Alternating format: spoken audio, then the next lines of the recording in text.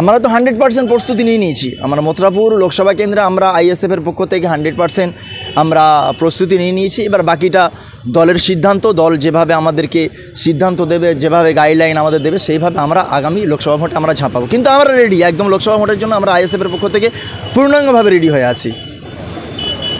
একেবারেই আপনারা জানেন ডায়মন্ড হারবারে শুধুমাত্র নওশাদ সিদ্দিকী বলেছেন যে দল যদি অনুমতি দেয় আমি ডায়মন্ড হারবারে দাঁড়াবো। এই কথা বলার পরে আপনারা দেখেছেন, আমরাও সোশ্যাল মিডিয়ার মাধ্যমে দেখেছি ডায়মন্ড হারবারের টোটাল লোকসভা কেন্দ্রে যেখানে যেখানে আইএসএফ সংগঠিত করছে, যেখানে যেখানে আইএসএফের সংগঠন আছে, ঠিক আইএসএফের ছেলেদেরকে দেখে দেখে তাদের দোকান ভাঙচুর করা হচ্ছে, মিথ্যা কেস দেওয়া হচ্ছে। এটা প্রতিনিয়ত ঘটতে থাকছে। তার মানে একমাত্র বাংলাতে যদি কোনো নেতাকে বা কোনো দলকে ভয় পায়, নেতার নাম হচ্ছে পীরজাদা নওশাদ সিদ্দিকী, দলটার নাম হচ্ছে আইএসএফ। দেখতে দেখতে 2 মাস হতে চলেছে, একজন ব্যক্তি শাহজাহান শেখকে খুঁজে পাওয়া যাচ্ছে না, কিন্তু বিরোধী দলনেতা পীরজাদা নওশাদ সিদ্দিকীকে গ্রেপ্তার করছে। শাহজাহান শেখকে কেন গ্রেপ্তার করতে পারছে না, কী বলবেন? দেখেন, এখানে সেই বাচ্চাবেলায় চোর পুলিশের খেলা হতো, ঠিক একইভাবে এই বাংলাতে চোর পুলিশের খেলা চলছে। পুলিশ তো শাহজাহান শেখকে লুকিয়ে রেখেছে। সেই পুলিশ অপদার্থ পুলিশের একটা সংখ্যা আছে, সেই পুলিশের একটা অধ্যায় আছে। সেই একটা অধ্যায়ের পুলিশের ওই যে আপনার সন্দেশখালীর যে পুলিশ যারা আজকে ডেটে নওশাদ সিদ্দিকীকে অ্যারেস্ট করেছেন, ওনারা কিন্তু পুলিশের নীতি আদর্শকে খুন করে হত্যা করেছে। পুলিশের যেটা নীতি আদর্শ হওয়া উচিত, সেই আদর্শ নীতির ওপর পুলিশ চলতে পারছে না। পুলিশ নামের কলঙ্ক ওনারা। তাই বাংলার সংবিধানকে ওনারা নষ্ট করছে, বাংলার সংবিধানকে খণ্ডিত করছে। আগামী দিনে এই শাসক যদি শাসকে থাকে, বাংলার সম্পূর্ণ যে সাংবিধানিক অধিকার থেকে মানুষ বঞ্চিত হবে। মানুষ তার ন্যায্য অধিকার কখনোই ফিরে পাবে না। আজকে যে পুলিশ অফিসার পীরজাদা নওশাদ সিদ্দিকীকে গ্রেপ্তার করলো, সেই পুলিশ অফিসার পরে কি আদালতে পেশ করা হবে এবং সেই পুলিশের নামে কি অভিযোগ দায়ের করবে পীরজাদা নওশাদ সিদ্দিকী? দেখেন, আমাদের দল একটা স্বতন্ত্র দল। অন্যায়ভাবে যেই হোক না কেন, সে পুলিশ হোক কিংবা কোনো আধিকারিক হোক, যারা আমাদের দলের সঙ্গে খারাপ আচরণ করবেন, অবশ্যই মহামান্য আদালতের দ্বারস্থ আমরা হব। আদালত তাদের সঠিক পর্যায়ে সঠিক সিস্টেমে বিচারটা করবে। সামনে লোকসভা ভোট, ডায়মন্ড হারবারে নওশাদ সিদ্দিকী ভালো ফলাফল করতে পারবেন কি বলবেন? 100%। তাই তো তাদের ঘুমটা ছুটে গেছে। আজকের ডেটে নওশাদ সিদ্দিকী শুধুমাত্র অনলি ফর মিডিয়ার সামনে দাঁড়িয়ে বলেছে যদি দল অনুমতি দেন তারপরে আমি দাঁড়াবো। তিনি বলেননি যে কনফার্ম আমি ডায়মন্ড হারবারে দাঁড়াচ্ছি। তারপরে যে এত অন্যায় অত্যাচার যে নেমে এসেছে ডায়মন্ড হারবারের বুকে আইএসএফের ওপর, তার মানে এখানেই প্রমাণ হয়ে যায় যে ডায়মন্ড হারবারের বুকে যদি পীরজাদা নওশাদ সিদ্দিকী দাঁড়ায়, 100% মানুষ তাকে আশীর্বাদ দেবেন, দুহাত ভরে ভোট দিয়ে আইএসএফকে জয়যুক্ত করবেন। আজকে এই নগদ তাকে গ্রেপ্তার করা হয়েছিল বা এদিক ওদিক ইধার সব দিকে কম বেশি তাকে আটক করা হয় বিরোধী দলনেতা হিসাবে।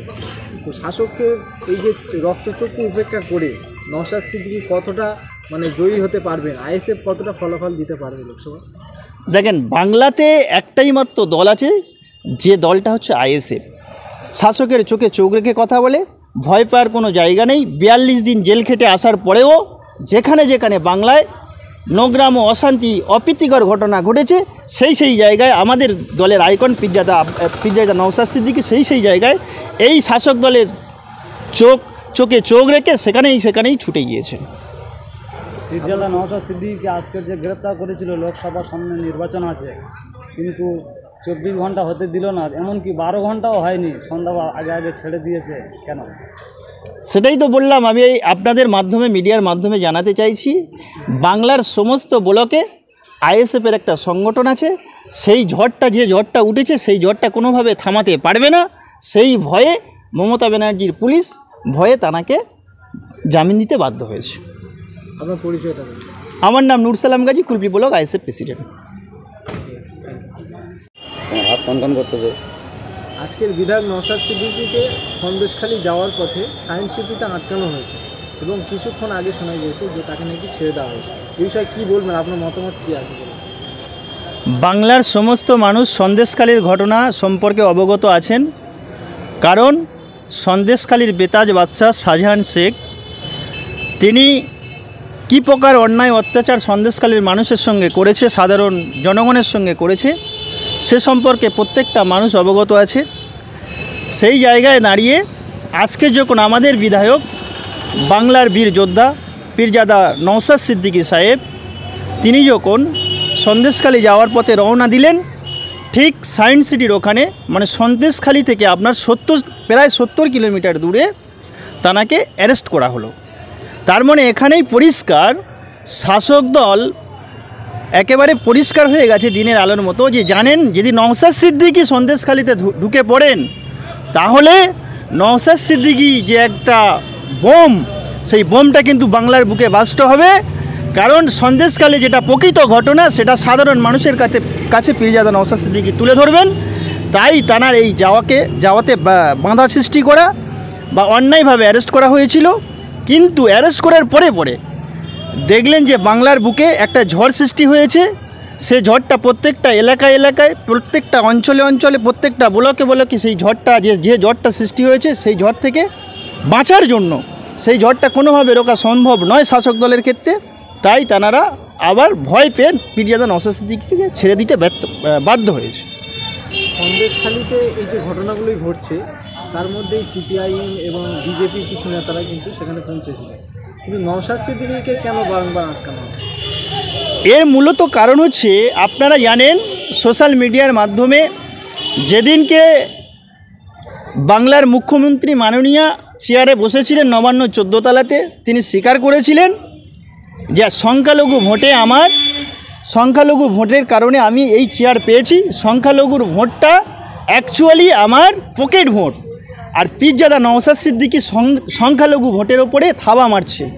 তাই টার্গেটের পাত্র হয়ে দাঁড়িয়েছে পীরজাদা নওশাদ সিদ্দিকী। জানে সংখ্যালঘু ভোটটা যদি নওশাদ সিদ্দিকী টেনে নেন তাহলে কিন্তু মমতা ব্যানার্জির চেয়ারে থাকার হবে না। তাই তানারা যেন কেন প্রকারণভাবে টার্গেট করছে যে পীরজাদা নওশাদ সিদ্দিকীকে কীভাবে রোকা যায়। সন্দেশখালীতে মা বোনদের উপরে অত্যাচার করা হচ্ছে, এই খবরটা যেসব সাংবাদিক প্রচার করছে তাদেরকে গ্রেপ্তার করা হচ্ছে, কি বলবেন? দেখেন, আমাদের ভারতবর্ষের চতুর্থ স্তম্ভ হচ্ছে মিডিয়া। মিডিয়াদের যদি এইভাবে আটক করতে থাকে তার মানে একটা প্রশাসনের একটা ভাগ হচ্ছে মিডিয়া। সেই মিডিয়া পার্সনকে যদি এই শাসক দলের প্রশাসন যদি অ্যাটাক করে না, সেই শাসক দলের যিনি মুখ্যমন্ত্রী তিনি আবার পুলিশ মন্ত্রী, তিনি যদি অন্যায়ভাবে এই মিডিয়া পার্সনের ওপরে হাত বসায় তাহলে ভারতবর্ষের এই বাংলাতে আইন শৃঙ্খলা বলে আর কিছু থাকলো না। এই শাসকে থাকার সমস্ত রকম যোগ্যতা হারিয়ে ফেলেছে, এটাই বাংলার মানুষ অবগত হয়ে গেছে। শাহজাহান শেখের অনুগামীরা মা বোনেদের তুলে নিয়ে গিয়ে পার্টি অফিসে বা যে কোনো জায়গায় নির্যাতন করবে, কি বলবেন? এটাই তো তৃণমূলের চরিত্র, এটাই তো টিএমসির আদর্শ, এটাই তো তাদের আইডিওলজি। আপনারা দেখেছেন গত বিধানসভা ভোটের আগে আমাদের দলের যিনি আইকন পীরজাদা আব্বাস সিদ্দিকী সাহেব তিনি কিন্তু পরিষ্কারভাবে বলেছিলেন যে এমন একটা সময় আসবে, এমন একটা টাইম আসবেন, আপনারা দেখবেন আপনাদের বাড়িতে মহিলারা সুরক্ষিত থাকবে না। সেই সময় এসে গেছে, সেটাই চলছে।